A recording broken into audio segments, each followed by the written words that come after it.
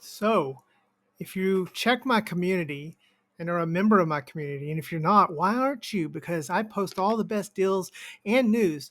You'll see that I posted the other day this weird looking upcoming handheld, which we now have, the V40 Maxx. Now, I posted that per the information, this is coming to us from the same people that brought us the R40S POR or Pro. That has actually been my most successful video, seen over 20,000 times. I guess a lot of you people bought this on TikTok. I don't know. But here we have what is essentially a clone of the R36 Max, another very popular video on my channel, and also pretty much a clone of Powkitty's RGB20SX, which is a clone itself. So we're going to take a look at this with the funny D-pad, check it out, do our hands-on unboxing, and find out if this thing is worth anything. Remember to hit that like button and subscribe so you never miss an episode of our awesome content, and join the community. Come leave comments. We love them. Anyways, let's start.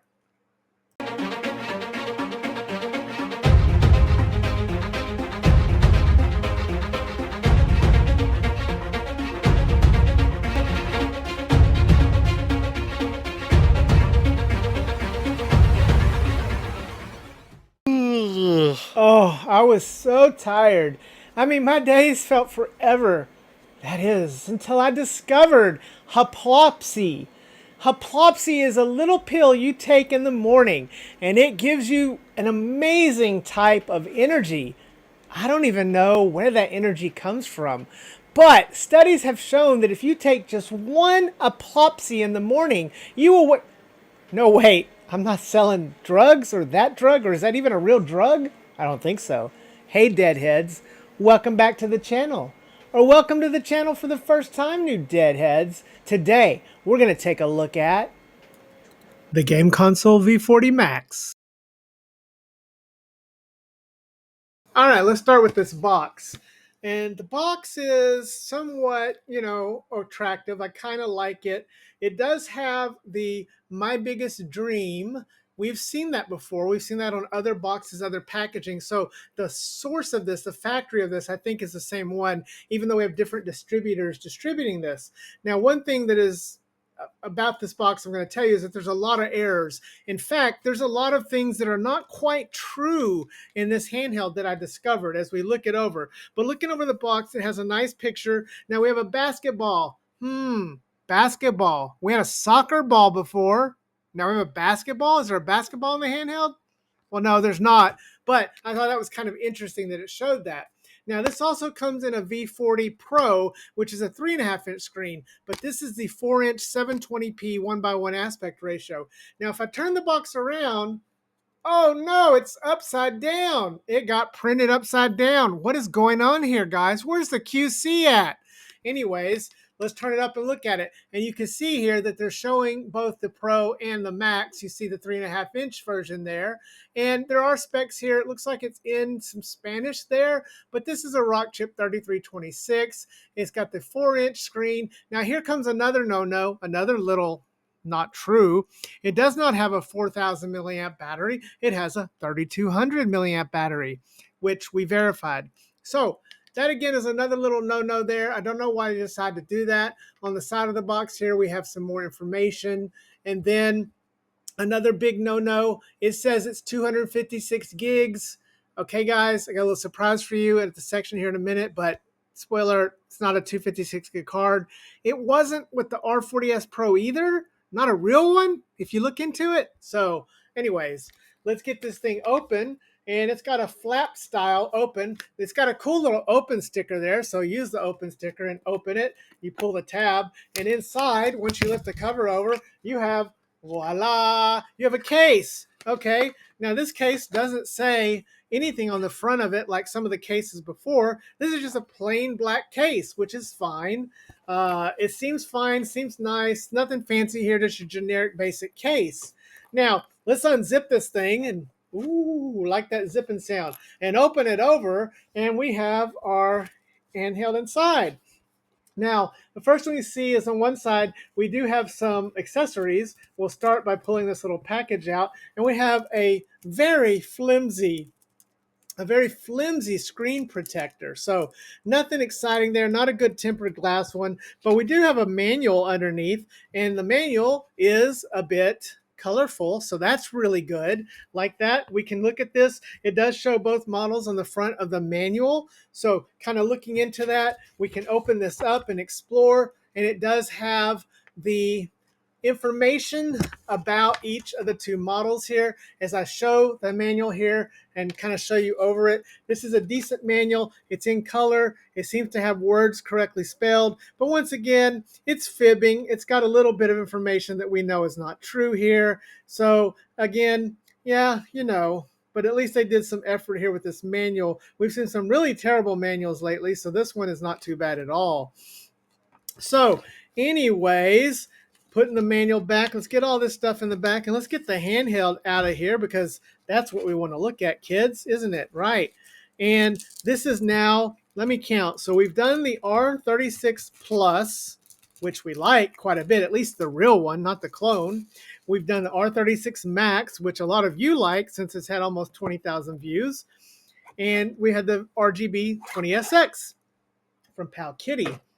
But taking the handheld out and taking a look at it, we have this bright orange color. Now it comes in many different colors. I went for this big orange color because I like orange and black. It reminds me of Halloween. So I think that's really nice to look at there.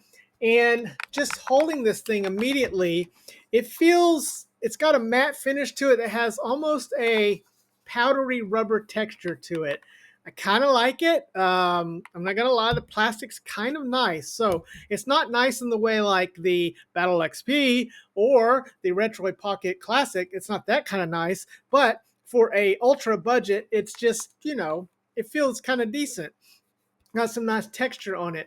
Now looking this thing over, we'll start as always and kind of go around the sides of it. And we do have our typical sides. We have our volume rocker along with we only have one single TF card slot. On the bottom here, we do have a DC jack and an OTG port along with a headphone jack. So that's good to see. Following on the other side, we have our power button and reset, and then nothing on the top. But as we turn to the back and look at the back, and I show a little close-up of it here, we do have a nice looking back with some textures and design. This color is nice. I really like this color. Haven't really seen this color before, so it's kind of a burnt orange. So any UT fans out there, any Longhorn fans, you might like this. So it's a really nice color. It doesn't look right on camera. I'm not sure it's going to come through like it does in person, but think of burnt orange, and that's kind of what it looks like to me. We do have a removable battery cover, and this is where the no-no happens because once I took the battery out and kind of looked at it, and I'll show a little footage here, you can see that it's not a 4,000 milliamp battery as was posted on it. So again, caught them in a no-no, a boo-boo. So yeah, par for the course for some of these handhelds, right?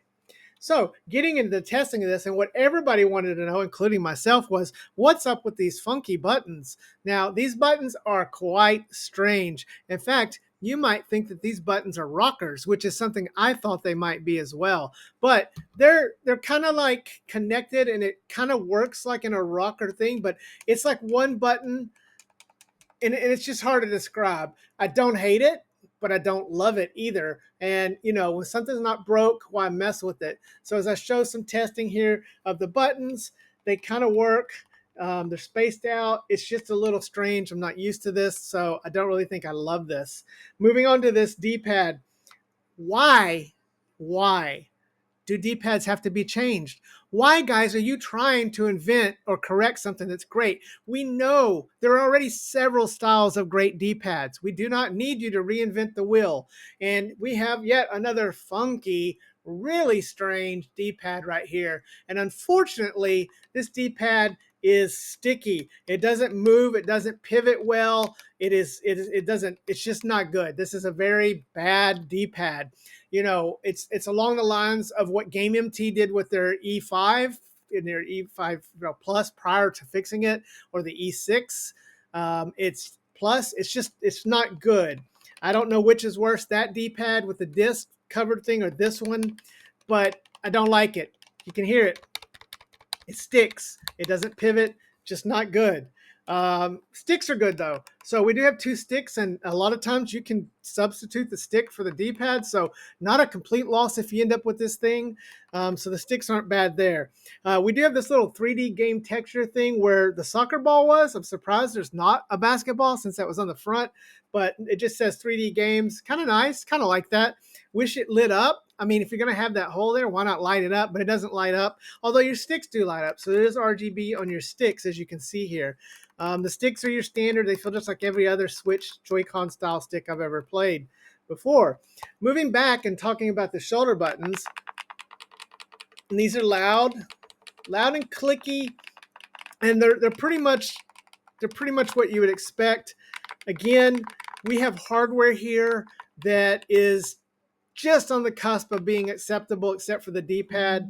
The D-pad really isn't that acceptable, but the shoulder buttons are passable, even though I don't love them as well. Now, comparing this to a recently reviewed R36 Plus, which we found actually is coming in 2 flavors, one that's a clone of itself and not as good.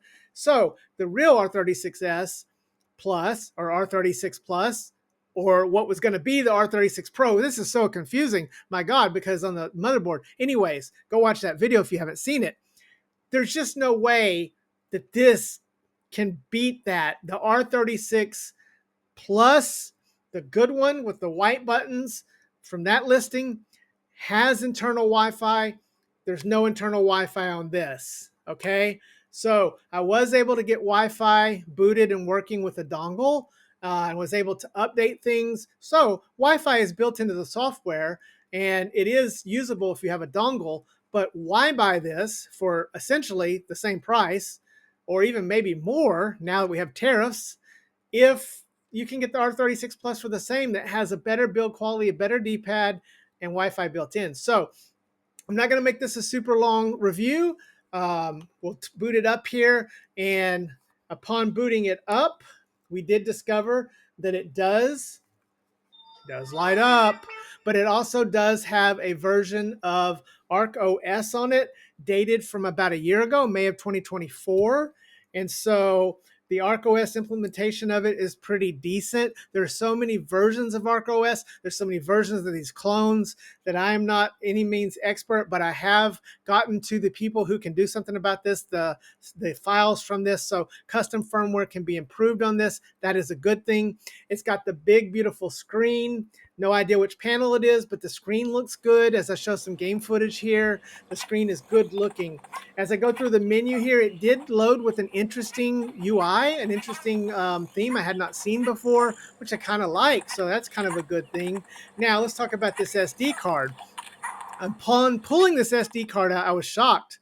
I was like, whoa, it's a SanDisk Ultra. And then I thought, wait, Dead Fred, wait, you know that is probably not what it really is. So I did a little testing, a little looking, and it is not a 256 gig card. It is a 128 gig card. It is filled with about 100 gigs of ROMs, and then it has the OS on it. So it's a 128 gig card. I will say the card is a speedy card. It is a USB 3.2 card because it did transfer the ROMs really fast. So seems to be a good card, but I don't think it's a real SanDisk.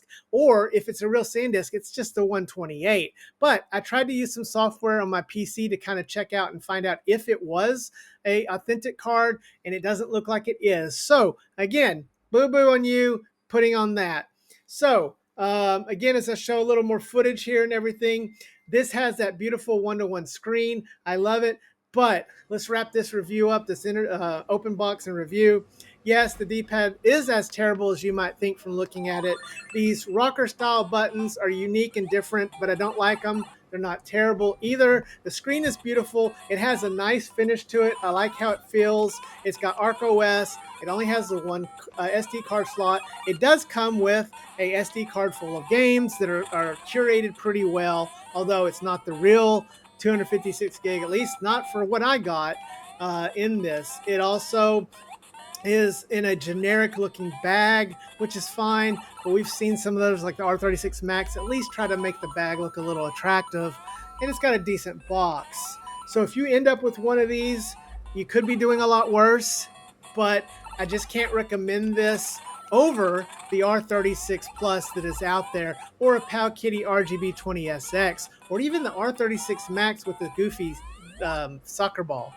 Again, the D-pad just prevents this from being it. Now, that being said, maybe I'm a weirdo, but I'm kind of liking this. Or maybe I'm just addicted to playing with new stuff because I find myself picking this up even though I'm like, yeah, I can't recommend it. It's just not great.